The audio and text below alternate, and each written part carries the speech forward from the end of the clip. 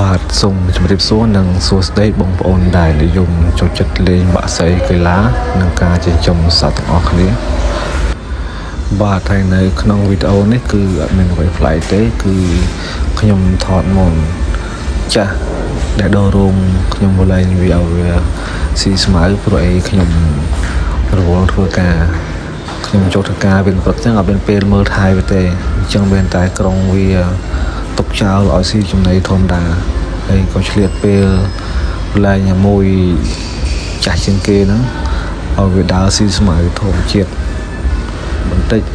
ចាំយើងក្រុងមកវិញហើយក៏ឆ្លៀតពេលថតបងប្អូនមើលលេងកំសាន្តបាទហើយសម្រាប់អាមន់នេះដែរដល់ពេលណាខ្ញុំចូលទៅការវេនយប់ខ្ញុំស័យវាប្រហែលមួយអាទិត្យឬក៏10ថ្ងៃដើម្បីត្រៀមចេញចូលវាម្ដងទៀតព្រោះឥឡូវនឹងរោមវាដុះចិត្ត 100% ហើយគ្រាន់តែថាខ្ទុយដុះមកចេញអត់ស្អាតវារៀងបាក់វារៀងរបោចរោមអានឹងដូចខ្ញុំជម្រាបពីវីដេអូមុនអញ្ចឹងរោមនេះគឺវាដុះចេញមកគឺវាខូចពីកំណើតតែម្ដងប៉ុន្តែមិនជាបញ្ហាទេព្រោះអីមុនយើងវត្តវាជុលល្អដែរវាវាយក្បាច់ល្អអញ្ចឹងមិនសំខាន់លើរោមខ្ទុយទេព្រោះមុនយើងចំលក្ខណៈត្រង់តូចមិនជាត្រង់ធំអញ្ចឹងអ្វីដែលយើងអាចធ្វើបានគឺយើងធ្វើតាមនឹងទៅហើយបងប្អូនឃើញកដងទឹកសុទ្ធឃើញអីហ្នឹងដោយសារខ្ញុំទុនបោះសម្អាតទេដោយសារជប់មិញដល់ផ្ទះហើយក៏ជប់ជុំបងប្អូនបន្តិចអញ្ចឹងវាមានស្វកកំពុងរាយខ្លះហើយសម្រាប់អាមួយនេះគឺខ្ញុំយកមកពីអ្នកលឿងវិញហើយអញ្ចឹងយកមកព្យាបាលនៅផ្ទះការវិជួលវគ្គមុនហ្នឹងវាបាក់ស្លាប់ឥឡូវយើងយកមកដល់ផ្ទះវិញហើយក៏ថតឲ្យបងប្អូនមើលលេងថាវាអត់អីទេយើងអាចព្យាបាលវាបានរយៈពេលមួយខែអីនោះ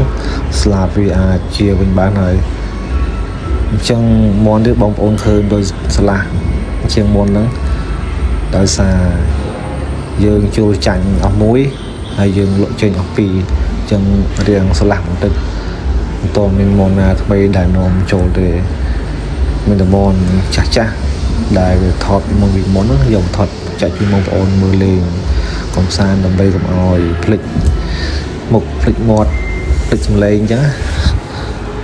ហើយវីដេអូហ្នឹងគឺមានតែប៉ុណ្្នឹងទេបងប្អូនមានតែមុនចាស់ថតចែកជូនបងប្អូនមើលលេងកំសាន្តទុកជាការហាត់ប្រាណឬក៏ពេលទំនេរអញ្ចឹងហើយបងប្អូនដែលមើលវីដេអូនេះសូមមេត្តាចុចពាក្យជីវឬក៏ Subscribe ដាក់មួយផងដើម្បីទទួលបានវីដេអូថ្មីៗបន្តទៀតហើយក្នុងរដូវត្រជាក់នេះសូមបងប្អូនថែរក្សាសុខភាពផងព្រោះវាអាចកើតផ្ដាសាយគ្រប់ពេលវេលាអញ្ចឹងបងប្អូនមិនថាក្មេងចាស់